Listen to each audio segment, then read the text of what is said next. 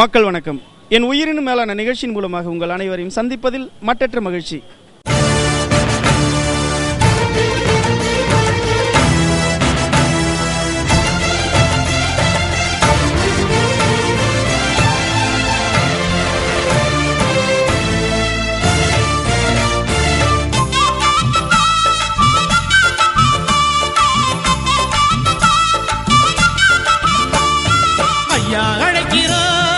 ஐயா அழைக்கிறார், ஆணும் பெண்ணும் ஓடி வாங்க ஐயா அழைக்கிறார், ஆளும் நேரம் ஓடி வாங்க ஐயா அழைக்கிறார்.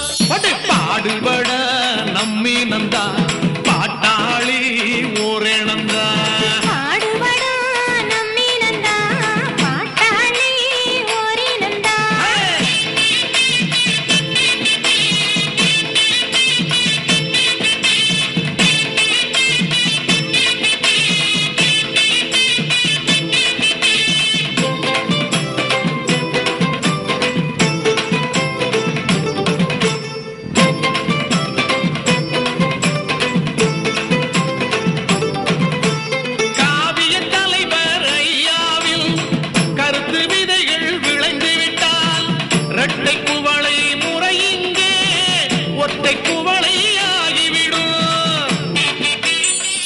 என் உயிரினும் மேலான என்னுடைய தம்பிகளுக்கு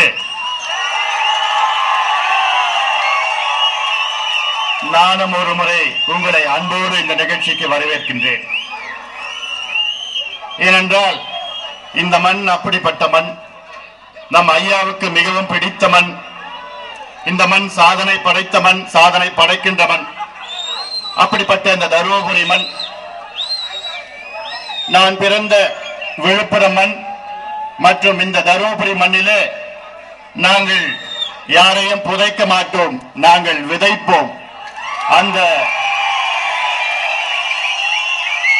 அந்த விதையிலே வந்தவர்கள் தான் இங்கே ஆர்வத்தோடு உற்சாகத்தோடு ஐயா மேலே வெறியோடு வந்திருக்கின்ற என்னுடைய தம்பிகளும் என்னுடைய இளம் சிங்கங்களும் நிறைந்த மண் இந்த மண்.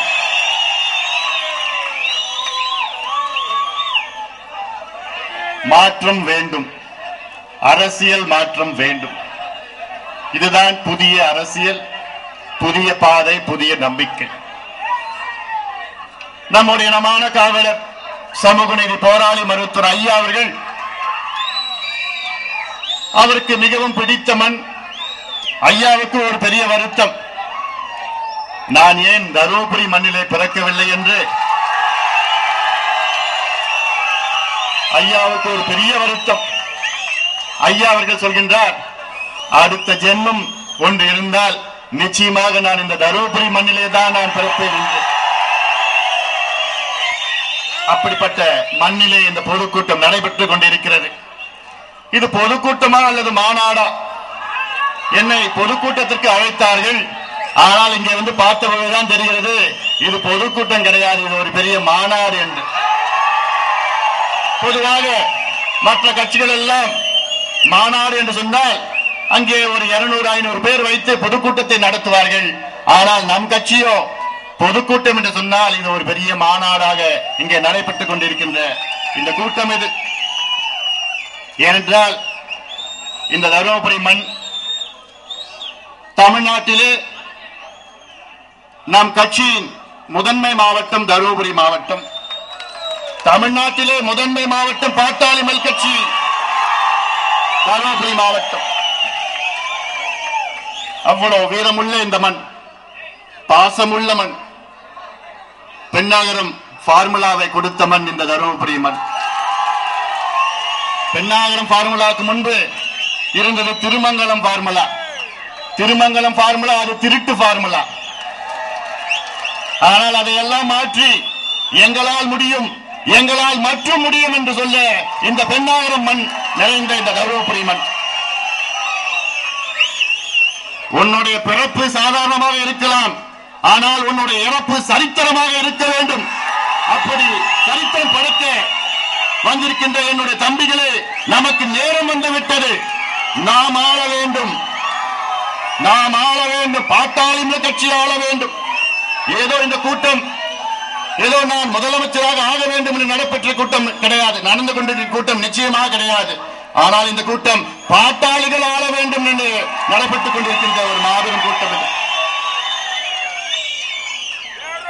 இந்த மண்ணிலே எனக்கு நிறைந்த பாடங்களை நான் கற்பித்திருக்கின்றேன். பெண்ணகரத்திலே 3 மாத காலம் என்னுடைய மக்களோடு தோளோடு தோளாக, என்னுடைய மக்களோடு பாசமுள்ள என்னுடைய மக்களோடு 3 மாத காலம் இங்கே தங்கி வீடு வீடாக சென்று கிராமமாக சென்று அந்த பெண்ணகர மக்களை எனக்கு அளவு கடந்த மகிழ்ச்சி. ஏனென்றால் முதல் முறையாக அங்கே கிராமங்களிலே 3 மாத காலமாக என்னுடைய மக்களோட பாசத்தோடு இருக்கின்ற மக்களோடு அங்கே பெரிய ஒரு தேர்தல் பிரச்சாரம். இந்த மண் நம் கட்சியின் பலமான மண். சமீபத்தில் உள்ளாட்சி தேர்தல் நாம் பார்த்தோம். உள்ளாட்சி தேர்தலிலே ஆளும் கட்சிக்காரர்கள் எப்படி வெற்றி பெற்றார்கள் என்று அனைவருக்கும் தெரியும். நாம் வெற்றி பெற்ற இடங்கள் எல்லாம் அவர்கள் அறிவித்து விட்டார்கள்.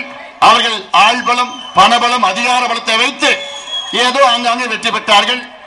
அதற்கு பிறகு யார் வெற்றி என்றால் அது பாட்டாளி மக்கள் கட்சி மட்டும்தான், வேறு எந்த கட்சியும் கிடையாது. ஏனென்றால் இது பாட்டாளி மக்கள் கட்சியினுடைய கோட்டை இந்த மண், இந்த தருமபுரி மாவட்டம். நினைத்து பாருங்கள், இந்த நல்லம்பள்ளியில் உள்ள ஒன்றிய பெருந்தலைவர் பதவி, இந்த நல்லம்பள்ளியில் உள்ள பதவி, இங்கே அதிக உறுப்பினர்கள் வெற்றி பெற்றது யார் என்றால் பாட்டாளி மக்கள் கட்சி தான் அதிக உறுப்பினர்கள் நல்லம்பள்ளி ஒன்றியத்தில். ஆனால் வெட்கக்கேடு அங்கே நம் எதிரணியிலே அண்ணா திமுக, திமுக 2 கட்சிகளும் ஒன்றாக சேர்ந்து விட்டார்கள். 10க்கு விஜயகாந்த் கட்சியும் ஒன்னா சேர்ந்துட்டாங்க. இவங்களெல்லாம் மானம், ரோஷம், வெக்கம், சூடு, சொரணம் எதுவும் கிடையாது. இவ்வளவு சண்டை போட்டுக்கிறாங்களே, நம்ம எதிர்த்த தேர்தலிலே, அதுவும் ஒரு ஒன்றிய குழு பெருந்தலைவர் தேர்தலிலே அண்ணா திமுக, திமுக ஒன்னா சேர்ந்துட்டான். ஏனென்றால் நம்மை பார்த்து பயம் வந்து விட்டது அவர்களுக்கு. இவர்களை விட்டால் இவர்கள் ஆட்சியை பிடித்து விடுவார்கள் என்று பயம் வந்து விட்டது அவர்களுக்கு. இந்த பயம்தான் நமக்கு கிடைத்த முதல் வெற்றி. இந்த பயம் இருக்கட்டும். அதே போன்றுதான் அங்கே சேலத்தில் உள்ள நங்கவள்ளி, அங்கே நங்கவள்ளி ஒன்றியத்திலும் இதே நிலைமை தான். அண்ணா திமுக, திமுக, விஜயகாந்த், கம்யூனிஸ்ட் இவங்க எல்லாம் ஒன்னா சேர்ந்துட்டாங்க. நமக்கு எதிராக நாம் வரக்கூடாது, வேற யார் வேணா வரலாமா? விடுவோமா தம்பிகளே, என்னுடைய தம்பிகளே, விடுவோமா? இனி வரும் காலத்தில் விடுவோமா? நிச்சயமாக விடமாட்டோம். இனி நமக்கு மட்டும்தான் வெற்றி இந்த மண்ணிலே. அதற்கு நாம் எல்லோரும் ஒற்றுமையாக போராட வேண்டும், பாடுபட வேண்டும், உழைக்க வேண்டும். நம்முடைய இலக்கு பாட்டாளிகள் ஆள வேண்டும். திராவிட கட்சிகள் போதும். 45 ஆண்டு காலம், நீண்ட காலம் அது ஆண்டது போதும். அதுவும் குறிப்பாக திராவிட கட்சிகள் என்றால் அது ஒரு சினிமா கலாச்சாரம், அது ஒரு சாராய கலாச்சாரம், அது ஒரு இலவசங்கள் கலாச்சாரம். இவ்வளவுதான் திராவிட கட்சிகள் 45 ஆண்டு காலமாக. அதற்குத்தான் இந்த தலைப்பு புதிய அரசியல், புதிய நம்பிக்கை, புதிய பாதை. அது என்ன? விடை காண்போம் வாரீர்கள் என்று அங்கே நீங்க பார்த்திருப்பீங்க. அது என்ன புதிய அரசியல்?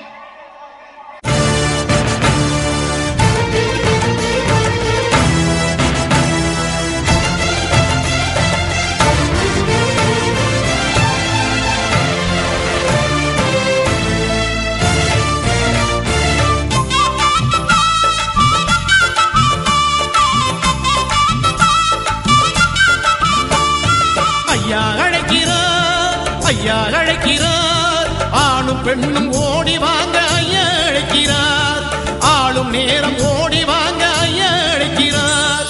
நம் கட்சியை தொடங்கிய காரணம் சமூக நீதி. சமூக நீதி என்றால் என்ன? அனைத்து சமுதாயங்களும் ஒன்றாக உயர்வாக இருக்க வேண்டும், சமமான நிலையில இருக்க வேண்டும். இப்பொழுது அந்த மாதிரி சூழ்நிலை இருக்கிறதா? தமிழ்நாட்டில் சமூக நீதி இருக்கிறதா? இல்லை, எங்கேயும் கிடையாது. வெறும் பேச்சளவில் தான் இருக்கிறது. அதற்காகத்தான் ஐயா எத்தனை போராட்டங்கள், 21 உயிர்களை தியாகம் செய்து அடித்தள மக்கள், வன்னியர் மக்கள் கூட இருக்கின்ற 108 சமுதாயங்களுக்கு இடஒதுக்கீடு பெற்றுத் தந்தது யார்? ஐயா அவர்கள். அதே போன்று இந்த மண்ணின் மேல், இந்த மண்ணின் மக்களுக்காக எத்தனை போராட்டங்கள். அந்த ஒக்கேனக்கல் கூட்டு குடிநீர் திட்டம், இதற்காக எத்தனை போராட்டங்கள், எத்தனை உண்ணாவிரதங்கள், எத்தனை சாலை மறியல்கள், எத்தனை மனித சங்கிலிகள், எத்தனை வழக்குகள், நம்முடைய தலைவர் அவர்கள் எத்தனை முறை சட்டமன்றத்தில் வாதாடி சண்டை போட்டு போராடி பெற்று தந்து இதற்கு இவ்வளவு ஆண்டு காலமாக அதற்கு பிறகுதான் இந்த திட்டத்தை அடிக்கல் நாட்டி இப்போது ஏதோ நடந்து கொண்டிருக்கிறது. இதற்கு இவ்வளவு நமக்கு குடிப்பதற்கு தண்ணீருக்கு இவ்வளவு போராட்டம். இந்த தருமபுரி மருத்துவக் கல்லூரி அப்போது அமைச்சராக இருந்து அன்று கலைஞர் அவர்கள் முதலமைச்சர். கலைஞர் அவரிடம் சென்று நான் கேட்டேன், நான் பிறந்த விழுப்புரம் மாவட்டம், அந்த மாவட்டத்துக்கு கூட மருத்துவக் கல்லூரி முதலில் கொடுக்க வேண்டாம், இந்த தருமபுரி மாவட்டத்திற்கு முதலாக நீங்கள் மருத்துவக் கல்லூரி கொடுக்க வேண்டும். போராடி கையெழுத்து வாங்கி பிறகு அங்கு டெல்லியிலே என்னுடைய அலுவலகத்திலே அதிகாரிகளை வர வைத்து சொன்னேன், தருமபுரிக்கு முதலாக அங்கே கையெழுத்து போட்டு வழங்க வேண்டும் என்று ஆணையிட்டேன். ஒரு சில குறைகள் இருந்தது அங்கே அந்த அதிகாரிகள் வந்து பார்த்தாலும் சொன்னாங்க, ஏதோ அங்கங்க இருக்கு இல்லைங்க, சரியா இல்லைங்க, அதை பத்தி எனக்கு கவலை கிடையாது, அனுமதி கொடுக்க வேண்டும் என்று ஆணையிட்ட பொழுது அதற்கு பிறகுதான் தருமபுரியிலே மருத்துவக் கல்லூரி கொடுக்க வேண்டும் என்று கையெழுத்து போட்டவன் இந்த அன்புமணி ராமதாஸ் தான் போட்டேன். ஏன்னா இந்த மண்ணின் மக்கள் பாசமுள்ள மக்கள், அதே நேரத்தில் எதுவும் கிடைக்காத மக்கள். இந்த மாவட்டத்தில் மட்டும் கிட்டத்தட்ட 10 லட்சம் பேர் எங்க இருக்கின்றார்கள்? பெங்களூர்ல இருக்கின்றார்கள், கர்நாடகா மற்ற பகுதிகளில் இருக்கின்றார்கள், ஆந்திராவில் இருக்கின்றார்கள், ஒரிசாவில் இருக்கின்றார்கள், மேற்கு வங்கத்தில் இருக்கின்றார்கள், மகாராஷ்டிராவில் இருக்கின்றார்கள். என்ன செய்கின்றார்கள்? அங்கே பெரிய வேலையில் இருக்கின்றார்களா அல்லது பெரிய தொழில் செய்கின்றார்களா? இல்லை, கல்லு உடைத்துக் கொண்டிருக்கின்றார்கள், கூலி தொழில் செய்து கொண்டிருக்கின்றார்கள், பெங்களூரில் குப்பையை பொறுக்கிக் கொண்டிருக்கின்றார்கள். ஏன்? என்ன காரணம்? ஒரே ஒரு காரணம், அவன் வன்னியனாக பிறந்து விட்டான். வேற எந்த காரணம் கிடையாது, வேற எந்த காரணம் கிடையாது. ஏனென்றால் 45 ஆண்டு காலமாக இந்த திராவிட கட்சிகள் மாறி மாறி ஆண்டு வசனம் பேசி பேசி ஆண்டு இந்த திராவிட கட்சிகள் இந்த மண்ணுக்கு, இந்த மாவட்டத்துக்கு ஏதாவது செய்தார்களா? எதுவும் செய்யவில்லை. ஏமாற்றம் ஏமாற்றம் ஏமாற்றம், வேற எதுவும் கிடைக்கவில்லை இந்த மண்ணுக்கு. அதற்காகத்தான் ஐயா அவர்கள் தொடர்ந்து போராட்டங்கள் இந்த மண்ணிலே நடத்தி, இந்த மக்கள் அப்படிப்பட்ட மக்கள், பாசமுள்ள மக்கள், நேசமுள்ள மக்கள். அதே நேரத்தில் ஐயா மேல் இந்த சமுதாயத்தின் மேல் வெறி பிடித்த மக்கள், வெறி பிடித்த என்னுடைய தம்பிகள் நிறைந்த மண் இந்த மண்.